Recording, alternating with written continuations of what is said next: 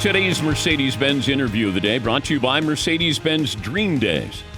Mercedes-Benz Dream Days are here with exceptional offers on the CLE Coupe, E-Class Sedan, C-Class Sedan, CLE Cabriolet, going on now through September 3rd. Learn more at mbusa.com/dream.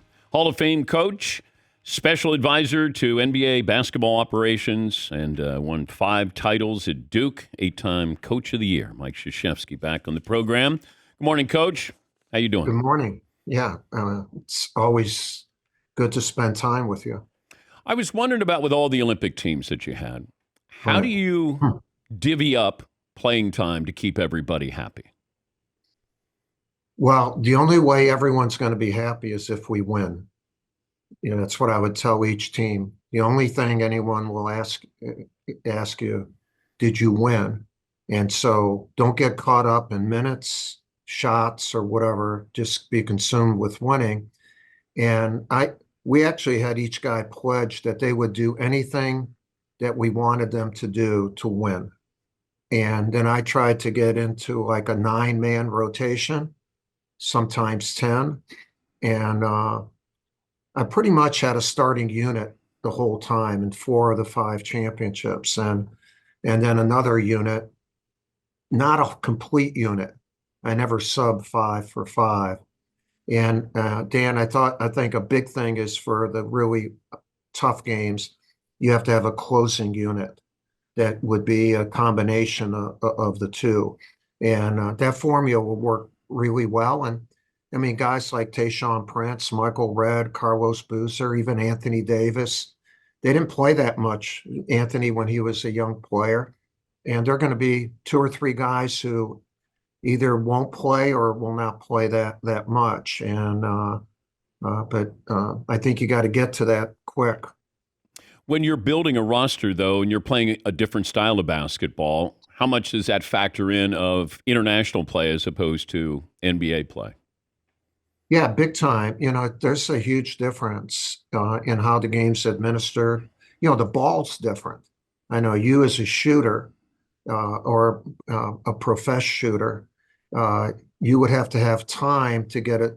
There's 2 more panels. It's different color. It feels different. And so really getting accustomed to the nuances of the game are really important. And I think a key thing is not to be positioned.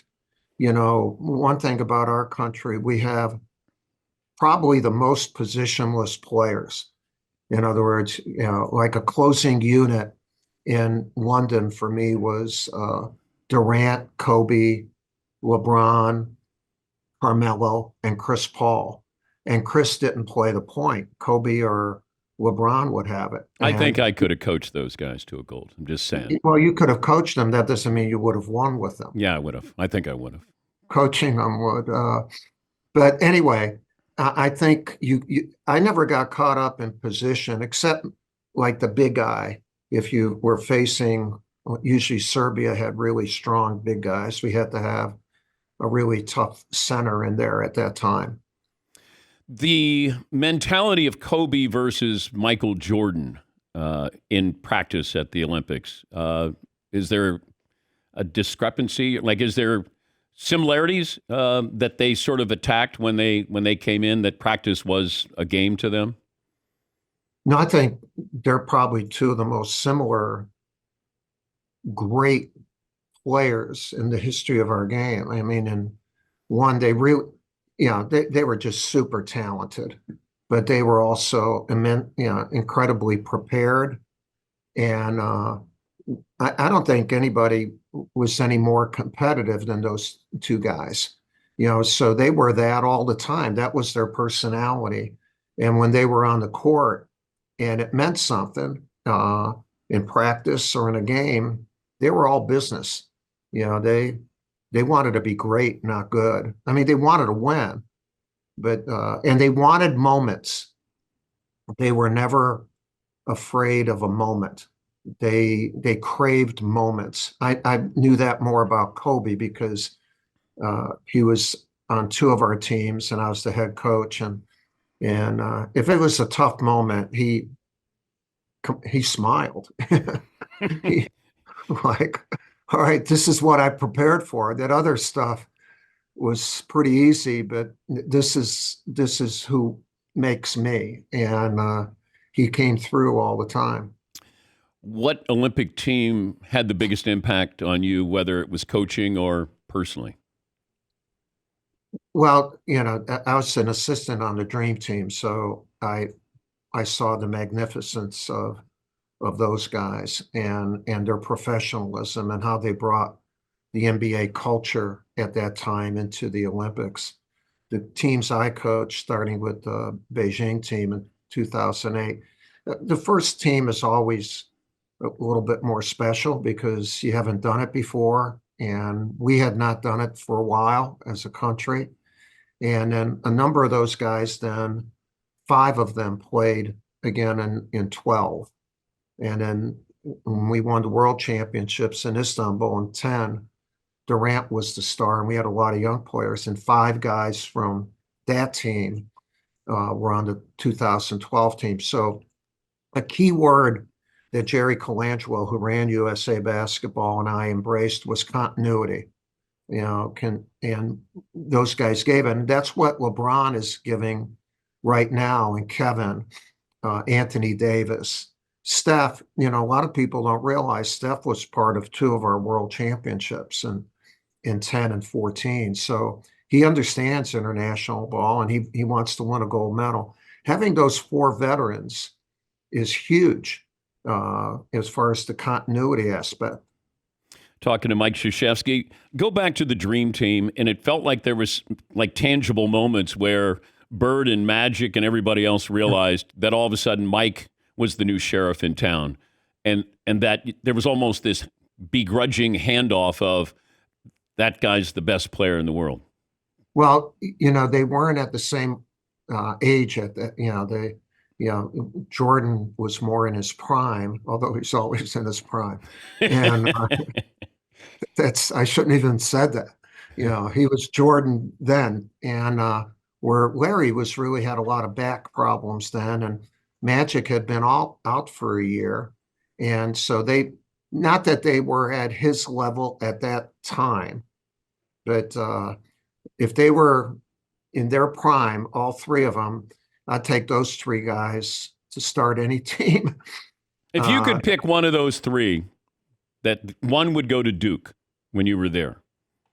Oh, I'd take any of the No, three. you got it. You got first pick. Yeah. Well, who's going to stay for 4 years? Okay. Jordan only stayed for 3. I wish he'd only stayed for 1 at Carolina. How about they're going to all stay for 3 years? Magic, Larry, or Mike? No, I can't pick one. Yeah, I can't pick one. I love all three of those guys. Like you're talking about three of at least in the top 6 or 7 in the history of the game. I mean, Magic is probably the best point guard ever. Jordan may be the best player ever, although Kobe's right there and LeBron. And Larry was just unique, like he's, and you talk about being a competitor. There aren't as many players like that anymore. I'm telling you. Why? I don't know. I don't know. And not that there isn't talent, but like I don't know I saw something yesterday where the salaries, and these guys deserve it, of our Olympic team for next year, the guys on it are something like $500 million when you combine for the year. The 12 guys on the dream team, it was 35 million. So for the whole team. And so I don't know if there was you didn't just play for money. They loved the game. And I wish we would have. I think we have a number of guys who love the game, but in youth basketball and even college, I'm not sure the love of the game is the impetus to be good all the time. Yeah, And I like understand. Durant loves the game. Durant, if he's walking by a gym, he's got to go in and shoot. He's got to play every day. And I wish that I would see that more, in the young players. Now, that, again, not that is there are players like that, but it was almost like everyone was like that during that time period. When you look at the development of other countries, and I don't know if we need to kind of reassess what we're teaching at the high school level, AAU level, because what's happening, you can make an argument the 4 or 5 best players in the world didn't play in the United States. Is Yeah, that a concern? yeah, it is. And actually, in I'm working with the NBA now, and one of our committees is a global development committee, and we're about just over a year old, and we're trying to change the one is to unify the game. Like the game is played in many different ways in our country. Internationally, if you're in France or Italy, you play the game the same. They're 4 quarters, 10 minutes. The men's college basketball was the most outlying of all of them, and then many people don't play with a shot clock.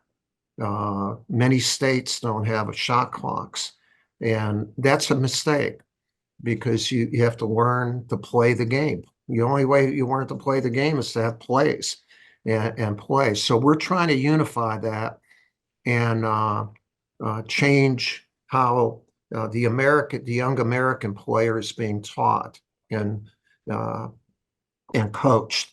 They play a lot of games, but they don't practice a lot. And you'd be shocked and pleasantly shocked in like France, Germany, Lithuania, these countries. From young age on, these kids are really coached well, and they're brought up uh, the right way. Ours is still, Dan, ours is based on a scholastic system where, in other words, like for men's college basketball, it's crazy. You can practice 20 hours a week in season. And then you can't practice at certain times. Then in the summer, you can practice 4 hours a week. You got to be kidding me. Like, that has, what the hell's happening, man? If a kid is playing the piano or is in acting and he wants to work 60 hours, he or she wants to work 60 hours a week, no one's stopping them from doing it. I think it's the next, once they get all this stuff, whenever they get the stuff done, uh, whether they're contracted employees or whatever they are, the next lawsuit is going to be, you mean I can't be coached more than 20 hours? I mean, it's stupid. It really is. It's so bad. And we're doing some things to try to change that. Yeah. Talking to Mike Krzyzewski, the Hall of Famer, special advisor to NBA basketball operations. Was Cooper Flagg good enough to make the Olympic team? Not right now, but he will be. Hopefully no injuries or whatever. He's not only talented, he has a love of the game. And he is a competitive kid. I mean, he is as competitive as any freshman that has come into Duke. And I'm not saying he's more competitive than some of the elite guys we had, but as competitive, and he has a game that translates. He doesn't have a position. He's just a damn good basketball player and a winner. Speaking of competitors, Christian Laettner isn't in the Basketball Hall of Fame. He is as a member of the Dream Team. Now, I'm talking Uh, about individually. Why yeah. hasn't he had his day? Just college career alone, Well, he's in the College Basketball Hall of but Fame. the one in Springfield, where Yeah, all of the it's very difficult to get into this Naismith Basketball Hall of Fame, and if I'm not sure anybody's who's done it just with a college career. In fact, that's why we started just in the turn of this century. We started the College Basketball Hall of Fame. Yeah, but college coaches get in there. So not many. I mean, Leitner's one of the top 5 college players of all time. Would you say that? No, I agree. So one, I'm sure he's been nominated. Then you go and through the selection process, and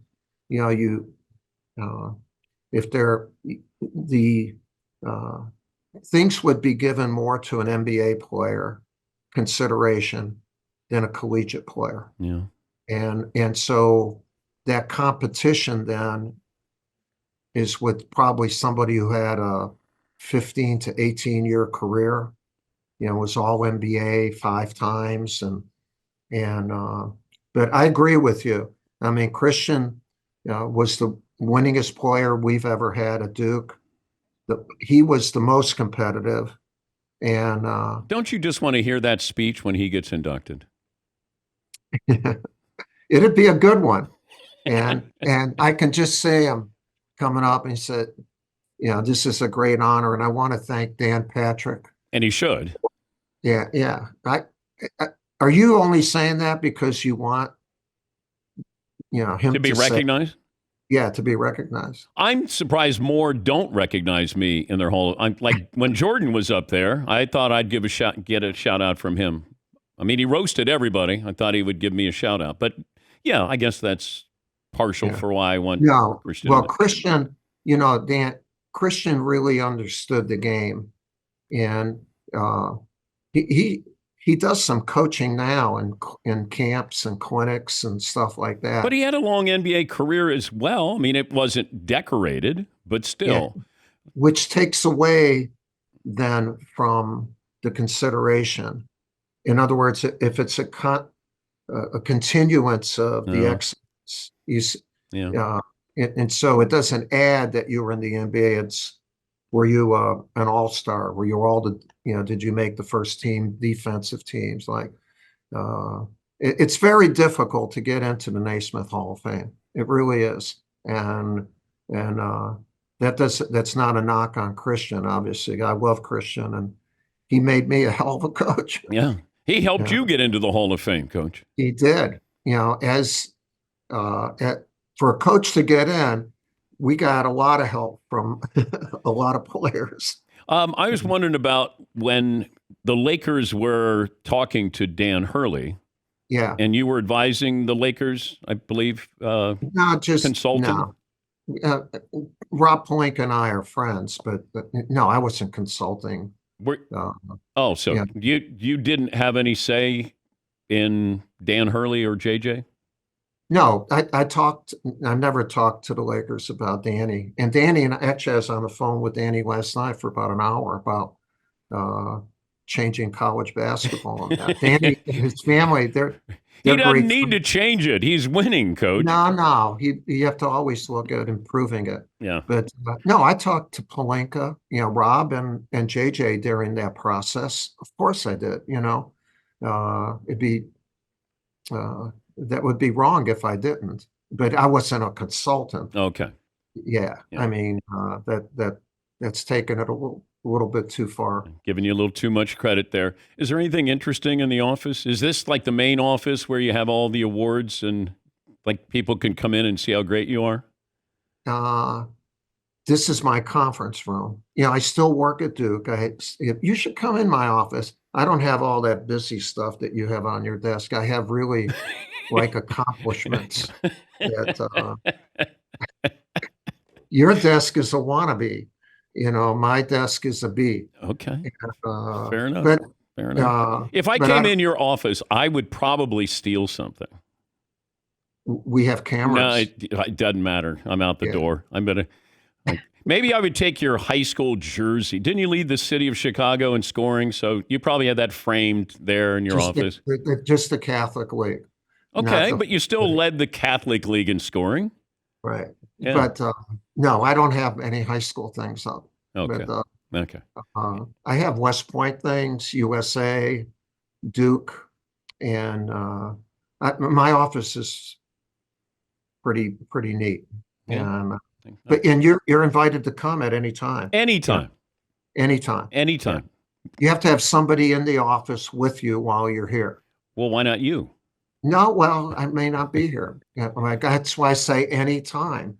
Yeah, and anytime you could come in. Okay. And I could see where you would get lost in memories of all the being the nostalgic person that you are. Do you think I would openly weep if I was in your office and saw from joy, like, Yes. I can't believe this happened. Yeah. And, Okay. oh, and that happened. And that happened. I'm getting emotional just thinking about it. Like, Coach, I didn't realize Yeah. he did all that. Yeah. I think you would walk out in wonderment.